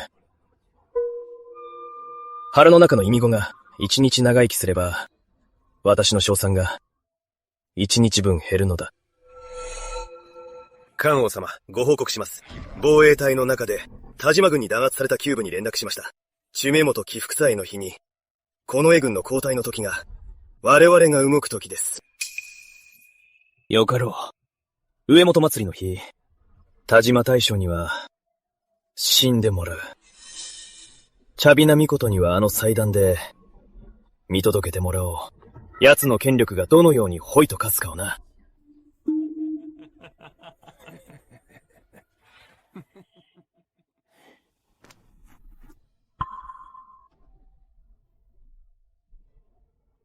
命令を伝えよう。倍の音を合図に動け。田島に命の首を取った者には、満金と万石王の位を授ける。は、もい。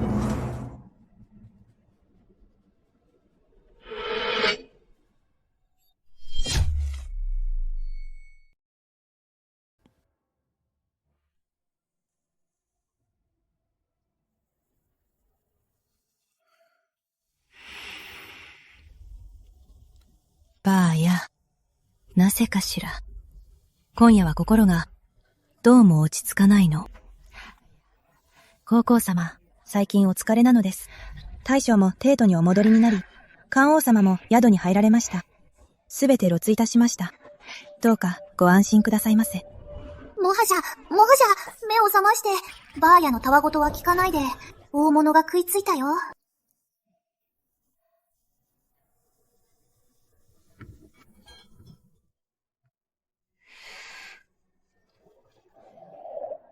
何か見つけたの？もしゃ、関和の偽善者め、密室で会議してるよ。見慣れた顔ばかりだ。あの西園寺隊長、以前羽上が首にした高橋武の仲間だ。奴ら相談してるよ。起伏祭で動くって。ここからが重要だよ。聞いて、母上。関王邸南東のカレイドのそばで、志士たちが暗号を確認してる。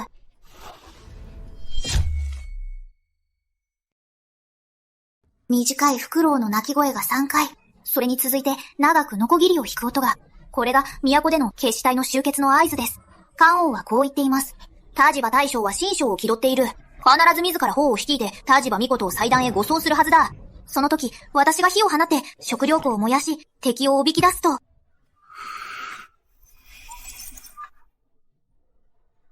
敵をおびき出すとはな。桜井義信も馬鹿ではないらしい。だが、惜しいことに、私のお腹の中にいる、この両目を見落としたわね。もはじゃ、野田は今、場外の駐屯軍に当てて密書を書いています。風剣には、夏の和紙印が押されています。模様は、トグロを巻いた黒蛇です。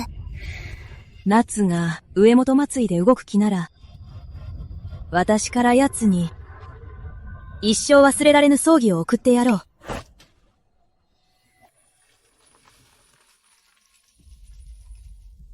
リスペクトフル、皇后様、シリウス、深夜のお寂し、クエスチョニングトーン、カンボジに一遍でも。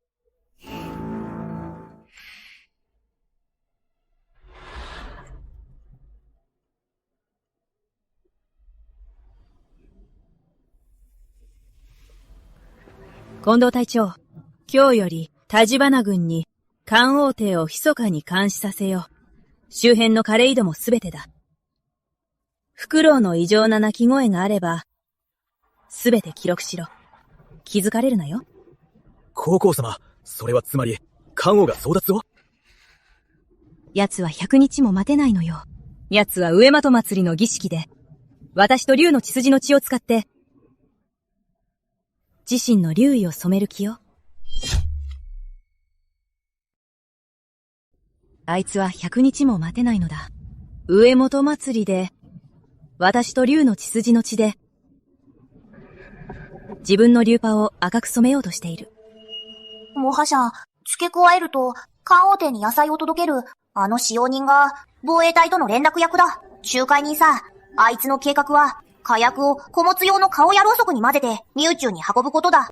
近藤隊長、引き続き人をやって調べなさい。最近宮中に運び込まれた大量の香やろうそくの不物を、一本ずつ、全部折って調べるのだ。は、承知いたしました。必ずやあの逆賊どもを、生かしてはおきません。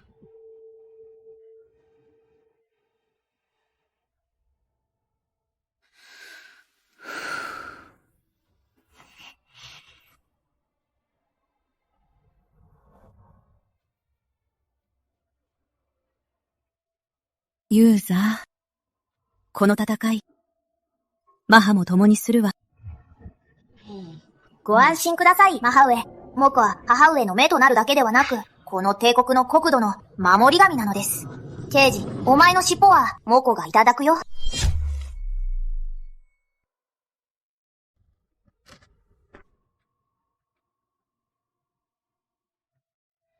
Respectful, ワンホーヤン。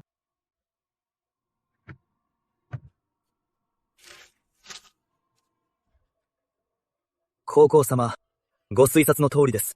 関王はすでに痺れを切らしております。禁衛軍の中に確かに患者がおり、頻繁に動いております。狙いは3日後の西府殿です。子弾を爆破する気か？実弾を狙うというのね。ならば機会を与えてやろう。近藤隊長、伝令を出せ。実弾の内部にあるものをすべてすり替えるのだ。爆発せず煙だけが出る箱にな。皇后様は煙幕を張るおつもりで？ヤンムだけじゃないよ。もうしゃ、祖父にふもとで停滞したふりをさせて、実際は精鋭500を連れて最短の後ろの形像に隠れるんだ。桜井義信は芝居を見たいのね。ならば私が直々に演じてやろう。逐次を伝えよう。3日後の被服大典は予定通り行う。私は時間通りに祭壇の頂に立つ。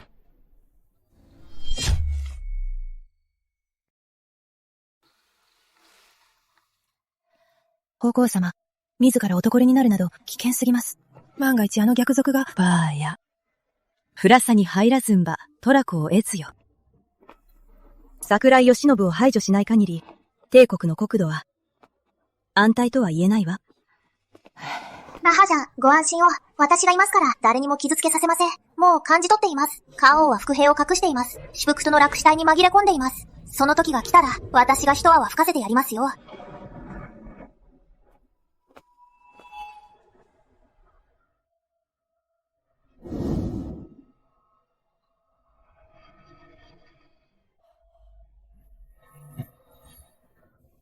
関王様、準備は整いました。夏が天界に昇ったら、始めるぞ。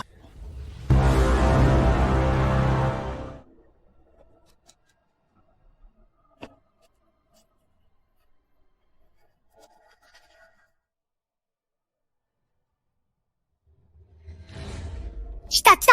あのじじい、太郎の骨笛に触ったよ！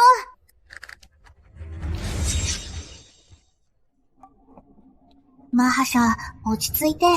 こっちの罠の開演だ。顔を上げよう。祈願を。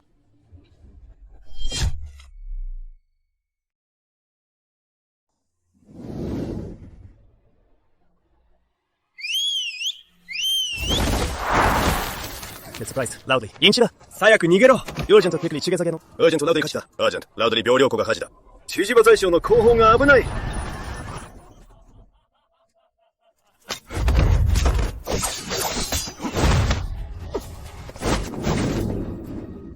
辻場の道と、辻場大将はすでに消火に向かった。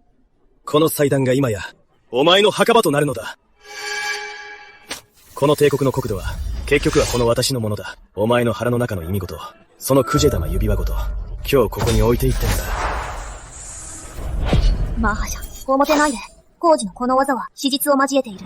腹を刺すと見せかけ、実は胸元を狙っている。左に3歩移動して、石柱の赤い布を引いて。なだ心に罠を仕掛けていたとは。むしゃ、無理は焦ってます。アギリ払いに来ます。頭を下げて右後ろへ5歩。あのダッチモン様、刻まれた一連側を強く踏み込んでください。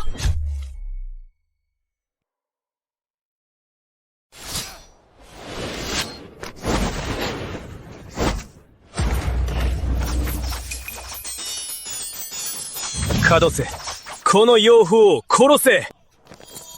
もうはじ、祖父者はもう奴らの背後に回ったよ。小枝玉指輪を掲げて、うちの隠密に合図して。勝ち場の少子はどこ？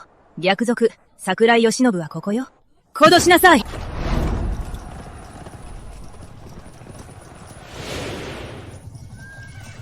そんなはずはない。食料庫は炎に包まれていたはずだ。桜井義信、俺はただわしが知った薪を燃やしただけだ。お前の陽動作戦など、わしが3歳の時に遊び飽きたわ。マジ、生け捕りに左の缶の位置を踏んで、それが完全にロックできる最短の唯一の仕掛けだよ。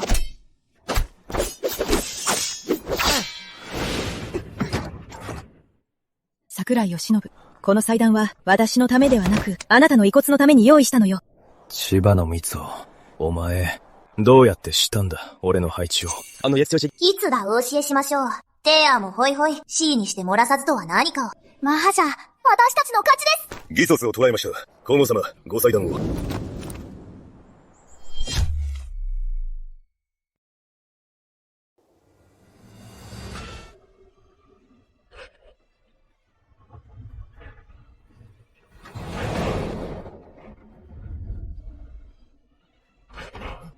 アージェンチュラウドリーシャス。皇后様は中でご試算中だ。一歩でも近づく者は、このわしが八つ咲きにしてくれる。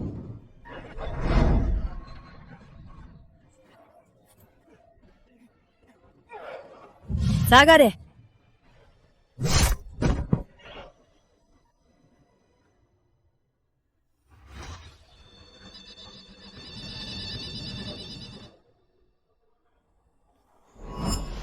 生きんで、頭が見えました。生きんで、もっと力を。頭が見えました。ウージェント皇后様。皇后様。生きんで、頑張って。皇后様。生きんで、頭が見えましたよ。皇后様。生きんで。皇后様、頑張って。この帝国の国土が皇太子をお待ちです。concerned、皇后ヤン。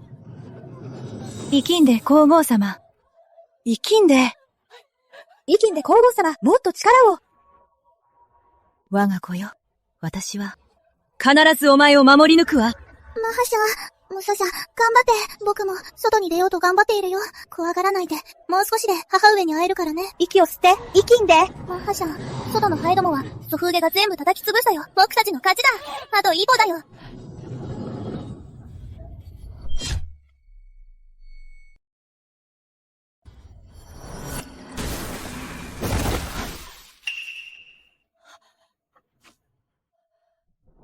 聞け、再三の方で何かが起きたぞ。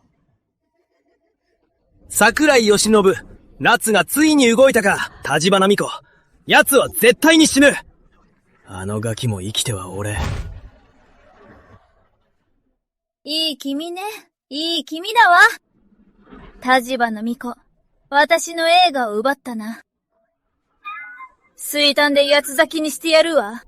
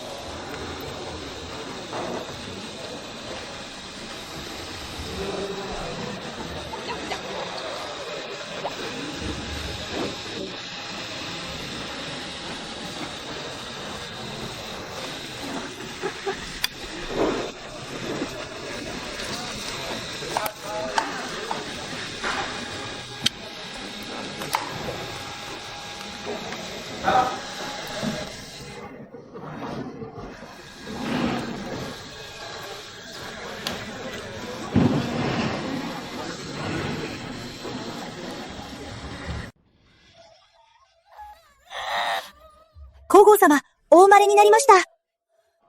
皇后様、皇太子様です。生まれた。ハッピー、ワームトーン。交互用交代可能ですよ。テンダー、ソフトリー、サー。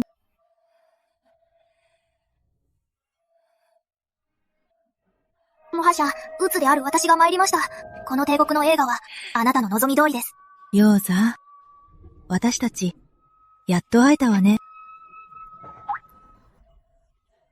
シリウス、ルサキフ、魔境漁船、シリウス、皇太子様にご挨拶を。シリウス、帝国魔水。シリウス、交互用全水。帝国魔水。交互用全水。皇太子様のご誕生、天の吉兆です。我ら連名で奏上いたします。巫女、立花悠馬様を天皇とし、皇太后様には摂政をお願いします。よかろう。ユーザー、この天下は母上が代わりに守っておくわ。お前が大きくなれば、お前こそがこの国の最も偉大な導き手となるのよ。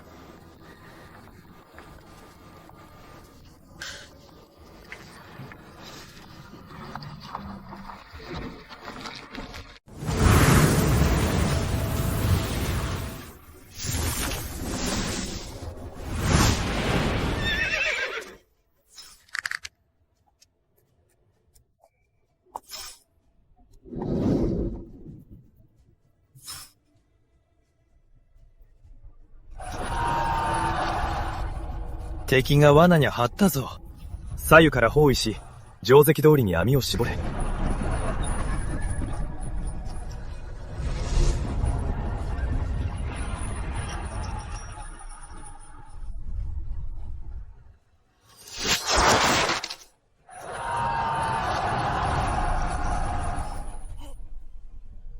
あの子の傭兵はまるで対極だ。すべてが計算通り、帝国を彼に任せられれば、わしは死んでも悔いはない。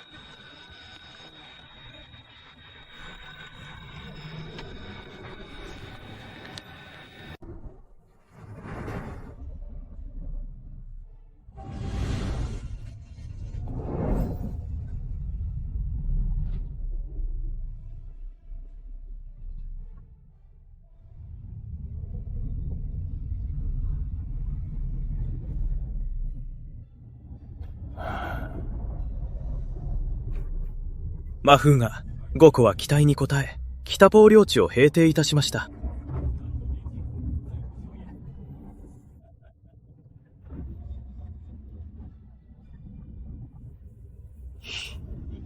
ニューザ、立派になったわね。この木漏間指輪は、今後、あなたのものよ。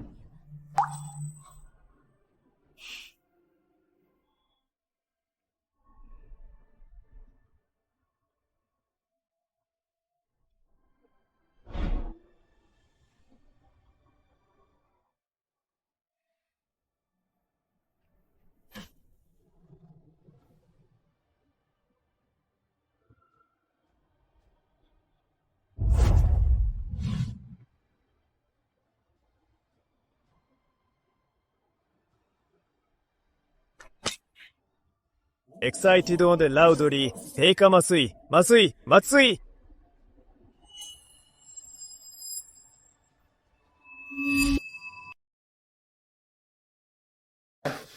準備。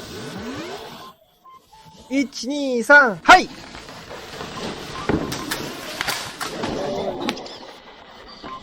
あるよ。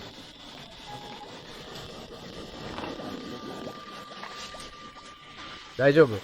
本当に大丈夫か？聞いてるのは。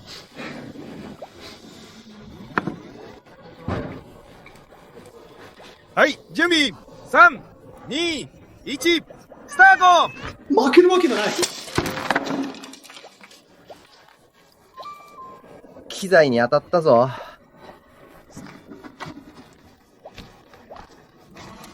はい、数えて。1、2、3、4、5、6、7。もう一歩下がって。スタート！ 3、2、1、スタート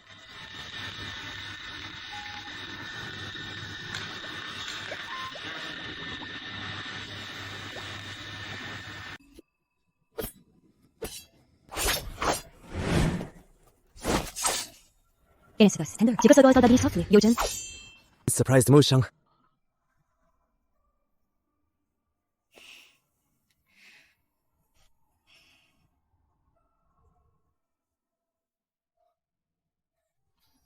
マフンは、ゴツである私には、ずっと秘密がありました。ソトフル、秘密。マフンへ、実は今でも、時々聞こえるのです。母上の心の中の褒め言葉が。お調子者ね。ずっと私のそばにいたのね。マフーエのお腹の中にいた時から、どうやって、この国を少しずつ勝ち取ったか知っていました。私のために受けた理不尽な扱いも、苦しみも、すべて覚えています。これからの星海の映画、私が国を守り、母上もお守りします。ユーザー、見て。